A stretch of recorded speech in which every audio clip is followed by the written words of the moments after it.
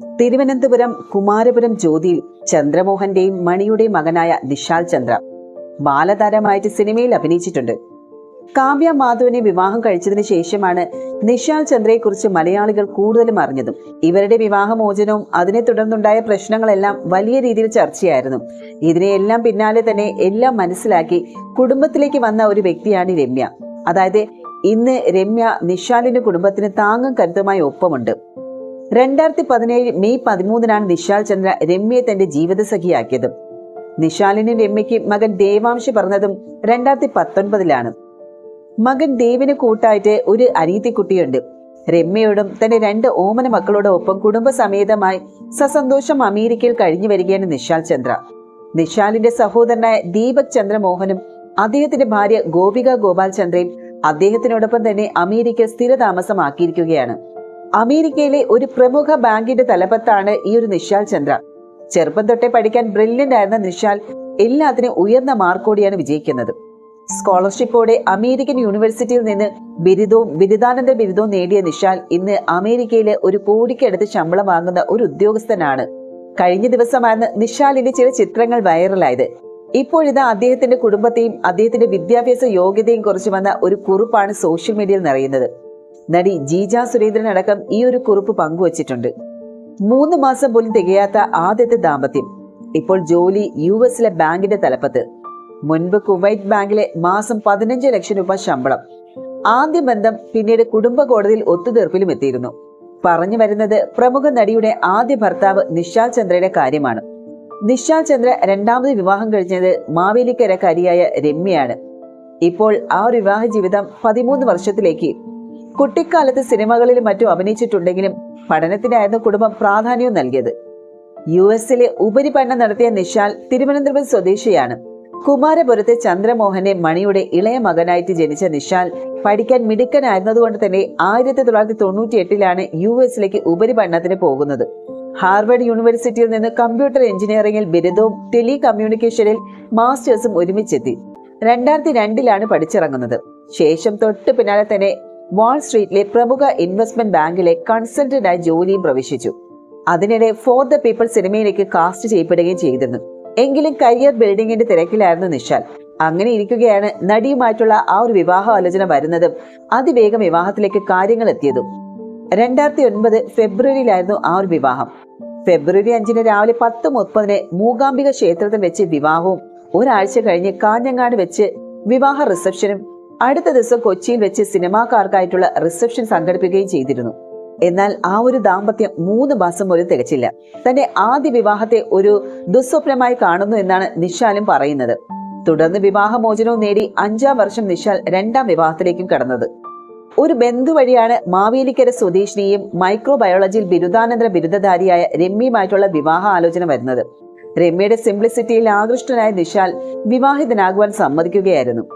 വിവാഹശേഷം പ്രിയപ്പെട്ടവളെയും കൂട്ടി നേരെ US പോവുകയായിരുന്നു നിശാൽ. ഈ കഴിഞ്ഞു പോയ മെയ് 13 13 വർഷം പിന്നിട്ടു. അതായത് രമ്യ നിശാൽ ജീവിതത്തിൽ ഒന്നിച്ചിട്ട് കുടുംബമായി അമേരിക്കയിലെ ന്യൂജേഴ്സിയിലാണ് ഇപ്പോൾ ഇവർ സെറ്റിൽഡ് ആയിരിക്കുന്നത്. നിശാൽ വിവാഹം ചെയ്യുന്ന സമയത്ത് സിവിൽ സർവീസ് മോഹവുമായി നടക്കുകയായിരുന്നു രമ്യ. പഠിക്കാൻ മിടുക്കിയാണ്. ബിരുദാനന്തര ബിരുദം നേടിയ രമ്യ വിവാഹത്തോടെ പഠനം തുടരാൻ നിശാൽ അനുവദിച്ചു. പ്രമുഖ ബിസിനസ്മാൻ സുരേന്ദ്രനാഥിന്റെ മകൾ കൂടിയായ രമ്യ ഒരു കോടീശ്വര പുത്രി കൂടിയായിരുന്നു. വിവാഹത്തിന് മുൻപേ വിവാഹ ജീവിതത്തെക്കുറിച്ചുള്ള കാഴ്ചപ്പാടുകൾ ഇരുവരും ചർച്ച ചെയ്തു. അതിൻ പ്രകാരം അവരൊരു തീരുമാനത്തിലെത്തുകയും ചെയ്തു. പഠനം തുടരാനാണ് താല്പര്യമെങ്കിൽ അങ്ങനെയും സമ്മതമായിരുന്നു എന്ന് നിശാൽ പറഞ്ഞിരുന്നു. അന്ന് കുവൈറ്റിലായിരുന്നു നിശാൽ. ഇടയ്ക്കിടയ്ക്ക് വന്നു പോകുന്ന ഒരു തീരുമാനത്തിലേക്ക് എത്തി. ലാളിത്യം നിറച്ച രമ്യയുടെ സ്വഭാവമാണ് തന്നെ ഏറെ ആകർഷിച്ചതെന്ന് നിശാൽ പറഞ്ഞിരുന്നു.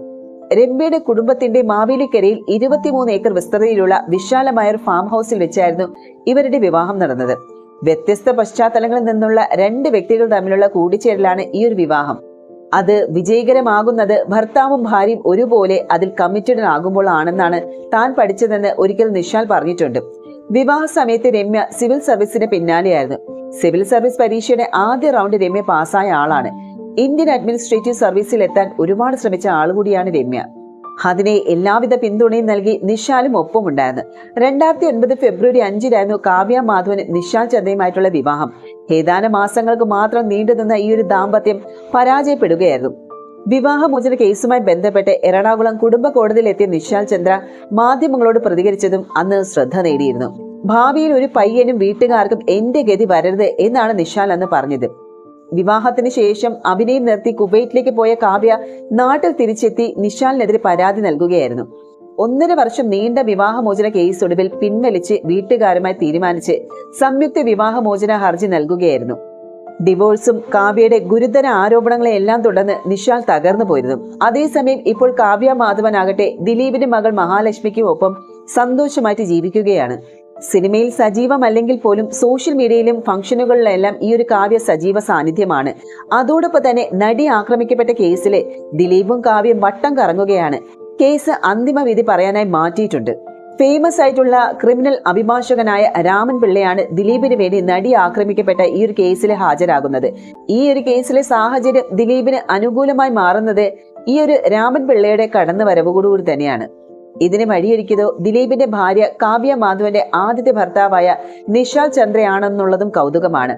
അതിന് കാരണം നിശാൽ ചന്ദ്ര കാവ്യ മാധവൻ വിവാഹമോചന കേസ് കോടതിയിലെത്തിയപ്പോൾ നിശാൽ ചന്ദ്രയുടെ വക്കീലായി ഹാജരായത് ഈ ഒരു രാമൻ പിള്ളയായിരുന്നു. രാമൻ പിള്ളയുടെ കോടതിയിലെ ഇടപെടലും വാദത്തിന്റെ മൂർച്ചയും അന്ന് പരക്കെ പ്രശംസിക്കപ്പെട്ടിരുന്നു. ഈ കഴിവാണ് കാവ്യ മാധവനിലൂടെ ഈ ഒരു രാമൻ പിള്ളയെ ദിലീപ് കേസിലെത്തിച്ചതും.